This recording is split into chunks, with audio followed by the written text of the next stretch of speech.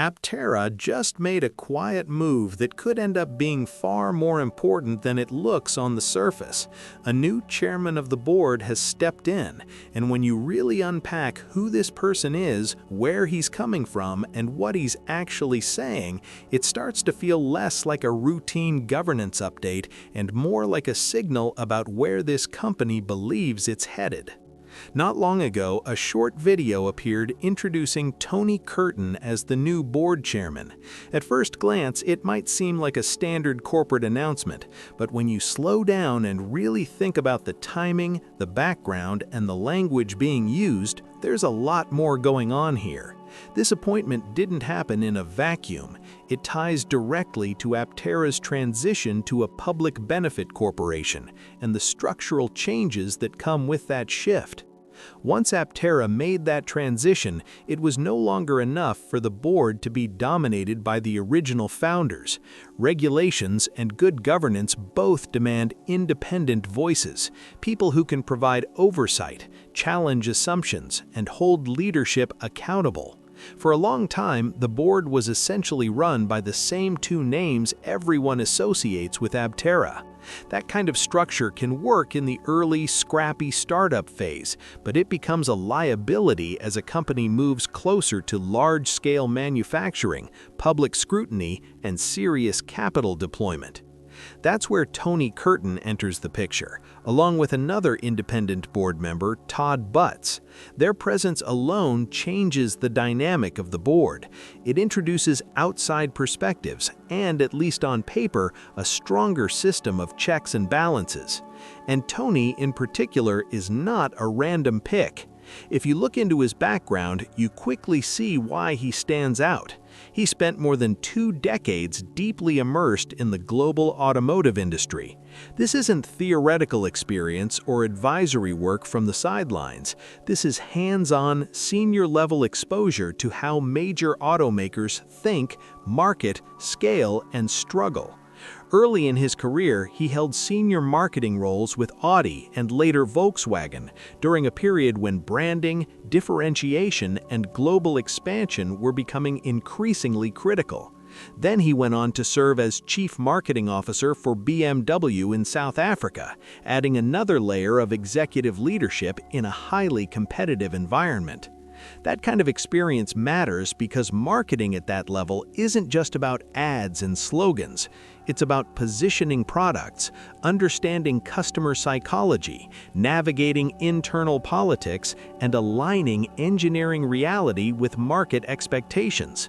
It's about knowing where legacy systems slow companies down and where innovation tends to get trapped. After that chapter, Tony moved into entrepreneurship, founding and leading a marketing and experience-focused company. This wasn't a short-lived side project either. It ran for years and continued evolving beyond his direct involvement.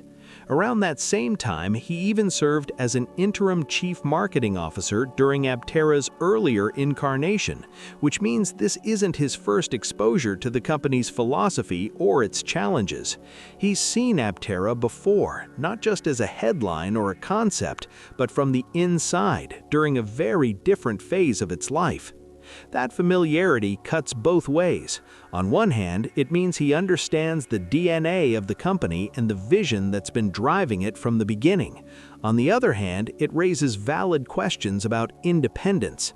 A board chairman is supposed to provide oversight, not just alignment. Ideally, that relationship is professional, respectful, and constructive, but not overly personal. When board members and executives are too close, decision-making can lose its edge. That tension is something to watch as Aptera moves forward, especially during moments when tough calls need to be made. Alongside Tony, the addition of Todd Butts brings a different kind of weight to the board. His background is firmly rooted in finance and corporate development, including senior financial leadership roles in engineering and industrial companies. That signals an emphasis on financial discipline, capital strategy, and operational realism. Even without a visible personal connection to the founders, his presence suggests that Aptera understands it can't survive on vision alone. Numbers, cash flow, and execution matter just as much as aerodynamics and solar panels. What makes Tony's profile even more interesting, though, is what he's done outside the auto industry. In more recent years, he founded a company focused on brain health and cognitive performance, working alongside a neurologist. On the surface, that might seem unrelated, but it actually reveals a pattern.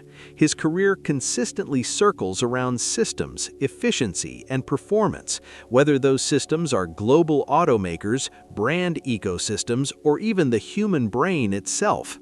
The underlying question is the same: how do you get more output from fewer resources, and how do you sustain that performance over time? That mindset shows up very clearly in the way he talks about Aptera. When he describes the vehicle, he doesn't frame it as a cool experiment or a risky moonshot. He frames it as the logical outcome of starting from first principles.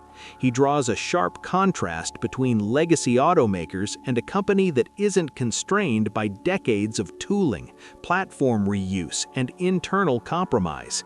In his words, traditional manufacturers struggle to reduce drag by even tiny margins because every small improvement requires massive investment, redesign, and risk. Aptera, by contrast, started with physics and let everything else follow. He points to specific metrics that aren't presented as marketing hype, but as strategic facts: an extremely low drag coefficient, a vehicle mass far below that of typical electric cars, integrated solar power capable of adding meaningful daily range, dramatically lower energy consumption per mile, simplified supply chain with significantly fewer parts. Individually, each of these features is impressive. Together, they form a fundamentally different equation. What he's really arguing is that efficiency isn't just an engineering achievement, it's a business model. Lower energy use leads to lower operating costs. Fewer parts lead to simpler manufacturing and potentially higher reliability. Reduced mass leads to longer wear and durability. All of this feeds into affordability not just at the point of sale, but across the entire lifespan of the vehicle. According to his perspective, the auto industry has been trying and failing for decades to combine efficiency, affordability, and durability at scale. The claim here is bold, that Aptera may be one of the first companies to bring that combination within near-term commercial reality, not as a distant promise, but as something tangible. Perhaps the most telling part of his message is the way he frames adoption. He doesn't ask people to believe in miracles, hype, or wishful thinking. He asks people to believe in physics. In his view, when a technology delivers more value using fewer resources at a lower cost, widespread adoption isn't a question of if, but when. History supports that argument, and his decades in the industry give weight to the confidence behind it. Taken together, the appointment of a chairman with this background, this language, and this way of thinking suggests that Aptera is positioning itself for a new phase, a phase where governance, credibility, and strategic discipline matter as much as innovation. Whether the company can execute on that promise is still an open question, but the message being sent is clear. This is no longer just a passion project or an outsider idea. It's a calculated attempt to challenge how personal transportation works, using efficiency as the foundation rather than an afterthought. That's why this board change matters. It's not just about a new name on a website.